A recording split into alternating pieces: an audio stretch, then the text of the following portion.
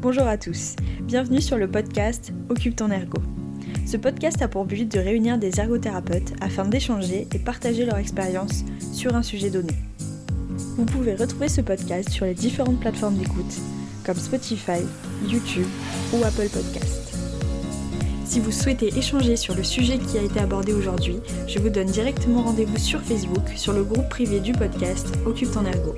N'hésitez pas à y laisser un commentaire, nous vous répondrons avec grand plaisir. Je suis Marine Dahl, ergothérapeute depuis 2019 et je coordonne ce podcast. Le nouveau podcast est sous forme de dossier. Vous trouverez 3 épisodes sur le thème de l'évolution des études et de la pratique en ergothérapie. Ce podcast a été co-construit avec 3 ergothérapeutes.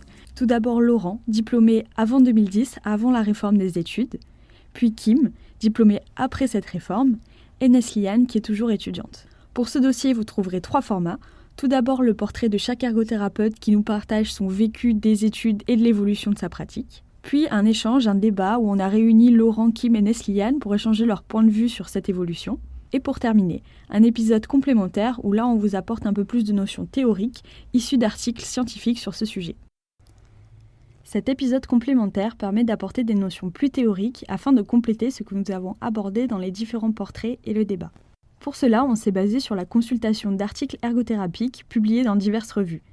Évidemment, on vous mettra toutes les références en description pour si vous voulez approfondir le sujet. Avant tout, on voulait revenir sur le contexte législatif et comment s'est passée l'évolution des études d'ergo depuis la création du diplôme d'État. En 1970, on trouve le premier décret qui porte sur la création du diplôme d'ergothérapeute. Cette même année est sorti le programme d'études des ergos. Il fait 18 pages et il est disponible gratuitement. Je vous le mets en description si vous voulez y jeter un œil. C'est seulement entre 1990 et 1994 où il y a plusieurs décrets qui effectuent des changements sur le contenu du programme d'ergothérapeute. Les modifications, elles portent principalement sur les évaluations et ils abordent la notion de travaux d'écrit de synthèse comme nous partageait Laurent dans son témoignage. Comme nous disait Laurent, il n'y avait pas de portfolio à l'époque et donc c'était un petit peu plus flou de savoir sur quoi on était évalué. Donc les étudiants étaient en fait évalués à leur capacité à établir et adapter un projet de traitement en ergothérapie approprié aux patients, la qualité de la relation qu'ils allaient mettre en place et la prestation de l'élève au cours d'un examen pratique de fin de stage qui est similaire à l'épreuve de MSP, de mise en situation professionnelle. L'autre date à retenir, c'est 2004, où là on a l'apparition du mémoire de fin d'études. Donc en 2004, c'est l'apparition du mémoire, mais ce n'est pas la seule évaluation car elle est complétée par la mise en situation professionnelle. Puis en 2010, on a la grande réforme que l'on connaît, qui a modifié de nombreuses choses sur l'évaluation et le contenu du diplôme d'État. Donc là, ça passe seulement par le mémoire. Puis en 2010, on a la grande réforme qu'on connaît, qui a modifié de nombreuses choses, notamment l'évaluation de l'obtention du diplôme d'État, qui passe à présent seulement par le mémoire, l'apparition du portfolio avec le détail de chaque compétence, et une restructuration du programme sous forme d'unité d'enseignement.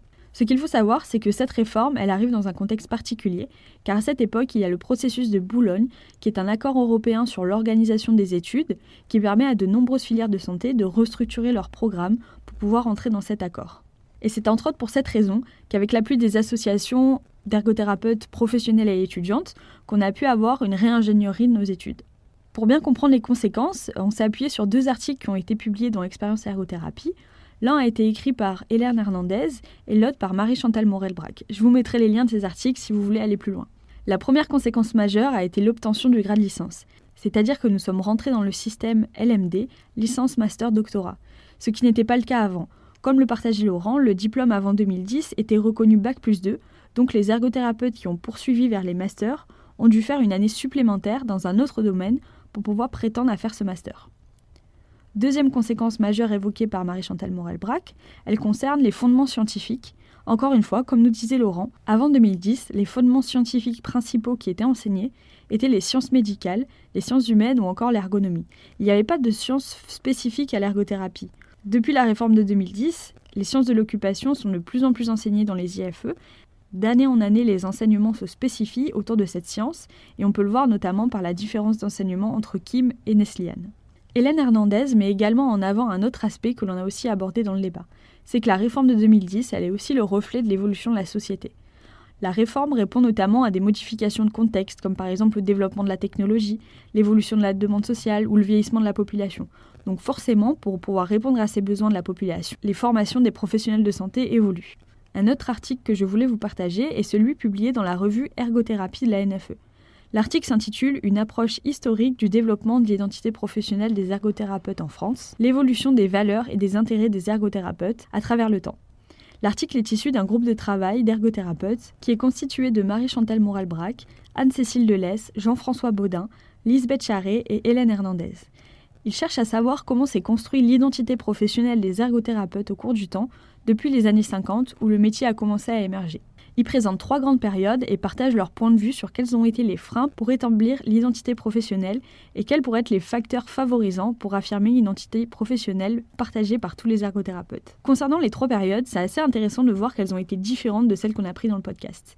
Dans l'article, ils ont pris parti de présenter les périodes de 1950 à 1980, des années 80 aux années 2000, et puis des années 2000 aux années 2020. Donc pour la première période, 1950 à 1980, il la qualifie de la période des bienfaits des activités artisanales. Donc c'est dans les années 50 que l'ergothérapie a émergé, et notamment avec l'ouverture des premiers IFE, ceux de Paris et de Nancy en 1954. Comme je le disais plus tôt, c'est en 1970 que le diplôme d'État a été créé. En 1950, le contexte sociétal faisait qu'il y avait un besoin important d'insertion professionnelle des personnes en situation de handicap.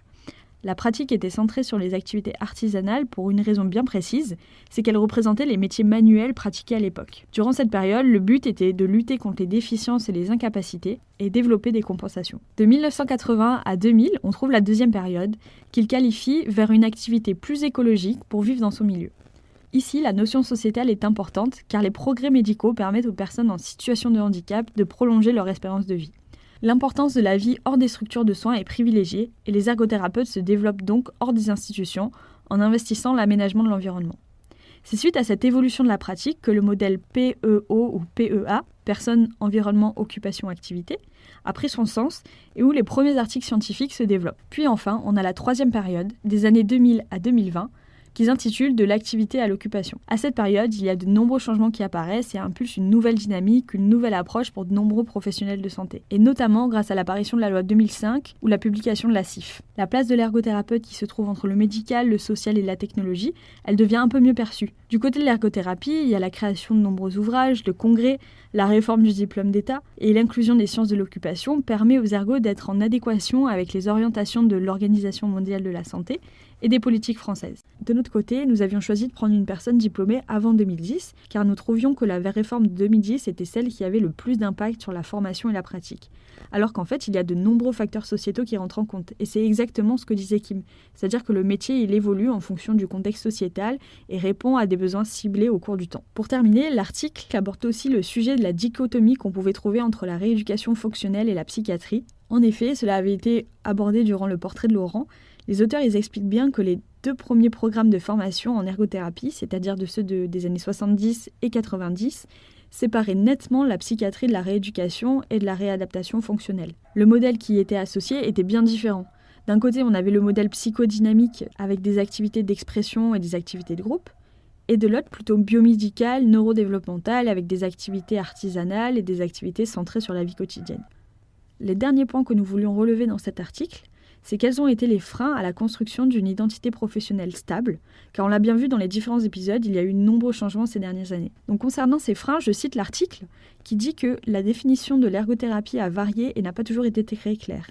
Cela semblait provenir des pratiques diversifiées et scindées entre les différents secteurs d'exercice, avec une variabilité des délimitations du rôle de l'ergothérapeute selon les lieux de pratique.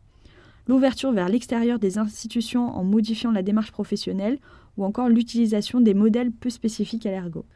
La conclusion de l'article propose un axe de réflexion sur comment réunir les ergothérapeutes autour d'une identité professionnelle et je vous lis l'extrait car il est très parlant. La diversité des définitions de l'ergothérapie et des modèles utilisés doivent continuer à refléter la diversité des pratiques ergothérapiques qui nous enrichit. Nous devons continuer à valoriser la pluralité des approches en ergothérapie. En revanche, nous devons aussi nous rassembler autour de ce qui fait le cœur de l'ergothérapie, quel que soit le domaine de pratique, comme par exemple la définition du diagnostic en ergothérapie. Voilà, on vous a fait un rapide résumé de cet article qui est très complet et qui permet de comprendre les mécanismes derrière l'évolution de l'ergothérapie. Il aborde également d'autres points comme la place des femmes en ergothérapie, le marché du travail ou le sujet de la prescription médicale. Je vous encourage vivement à aller le consulter. Vous pouvez le retrouver dans la revue Ergothérapie, soit en vous abonnant en ligne, soit en achetant le magazine ou en vous renseignant s'il est possible de le consulter dans un IFE proche de chez vous. Encore merci d'avoir pris du temps pour écouter ce podcast. N'hésitez pas à écouter les autres épisodes, que ce soit les portraits, le débat ou l'épisode complémentaire, pour pouvoir avoir une vue globale sur le dossier qu'on a constitué. Et n'hésitez pas à venir sur le groupe Occupe ton Ergo pour nous donner votre retour et vous, votre ressenti sur l'évolution de la pratique ergo en France. À très bientôt.